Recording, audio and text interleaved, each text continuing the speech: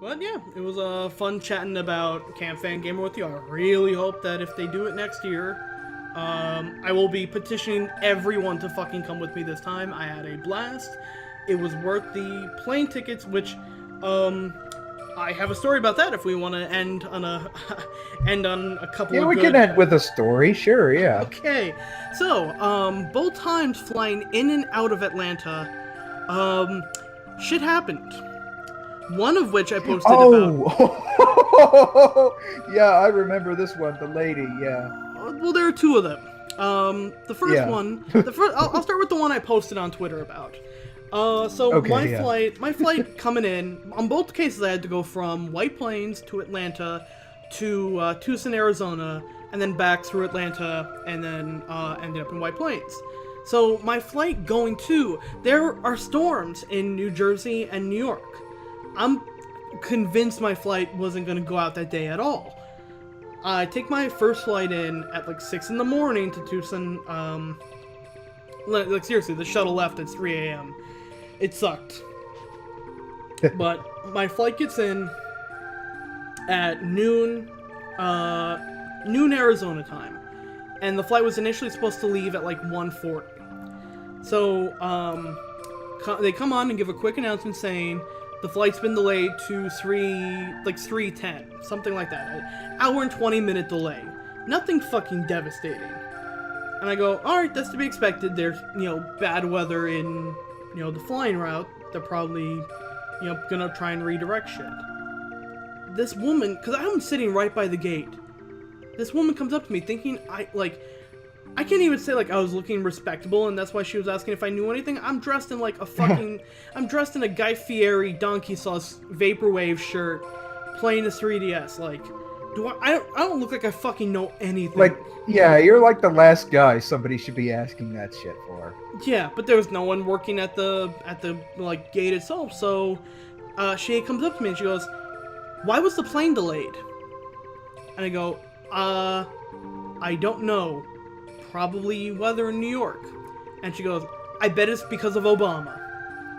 And I chuckle, because I'm thinking like, oh, someone's making a thanks Obama joke, like, Yeah. ha ha ha, yeah, it's funny. She goes, "Oh, I'm being serious." I don't even say anything. I'm just staring at her. I don't even say anything. I just stare at her like,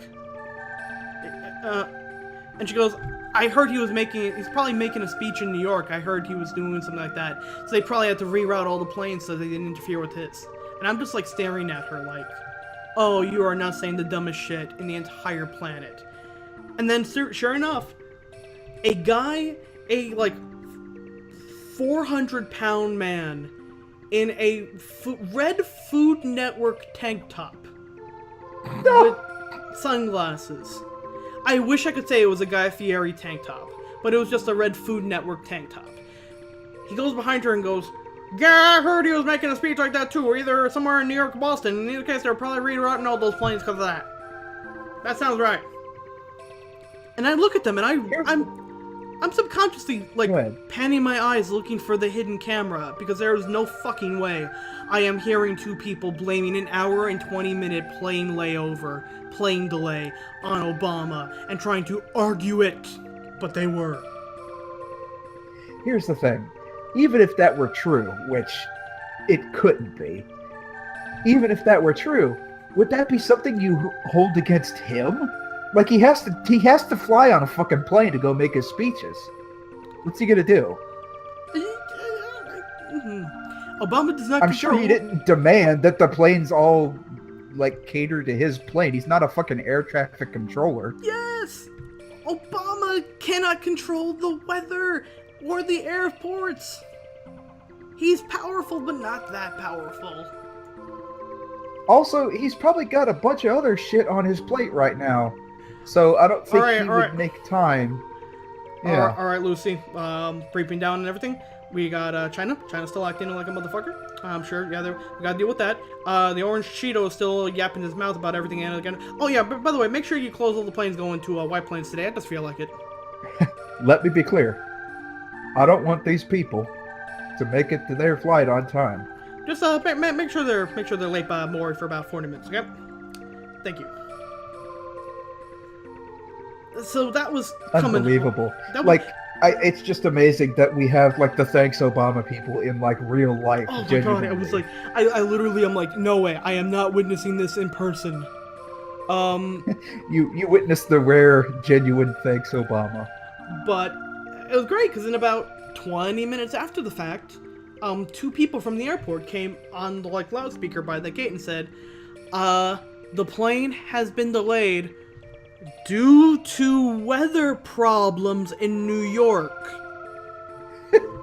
I'm like, did they say it really deliberately? yes, Like addressing? yes, like these people must have went, because that's what happened. The two of them left. They left the gate, presumably to ask people if Obama was responsible for their delay. Uh-huh. I literally, I'm like, it has been less than 7 hours since me and a group of 40 people cried while putting a Master Sword in a mannequin's hand live on Twitter. And this is the strangest thing, and yeah. this, I think I would have made it at least a day before something stranger than that happened. But nope, hour, like 8 hours. 8 hours in fucking Atlanta airport. That's, couldn't believe it. But going there was also a fucking experience.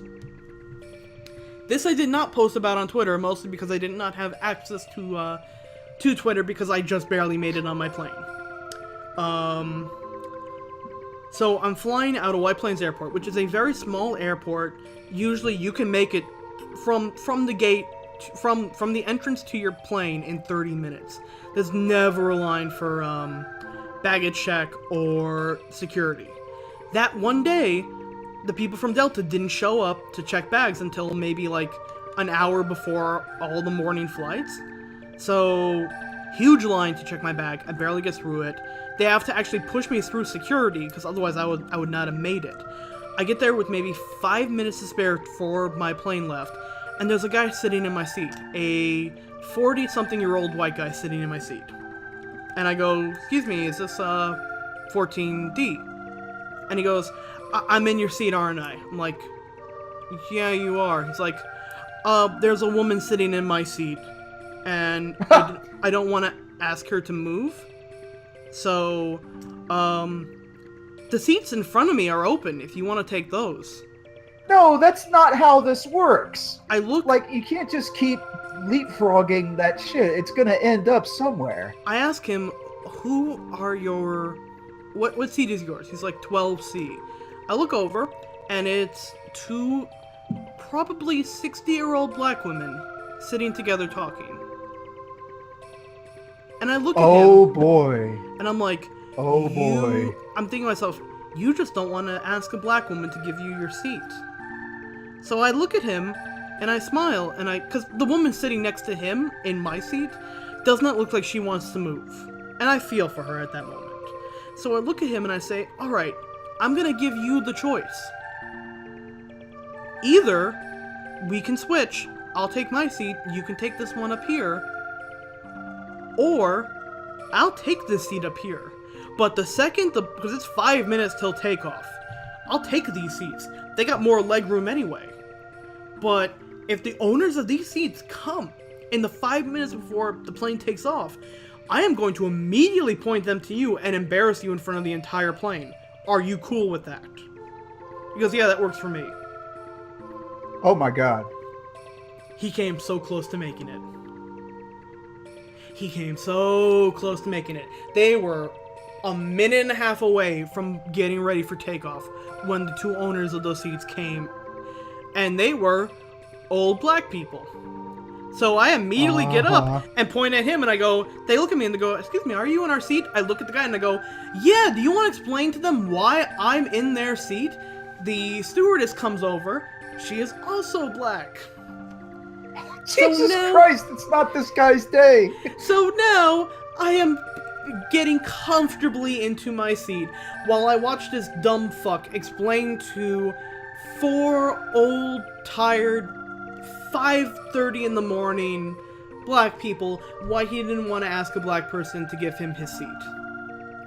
Oh, You know, the seat that he paid for, the seat he was entitled to. yeah, it was. This isn't like a thing. This is just, I need my seat that I've been assigned. I caught about 4 "Are you kidding me's."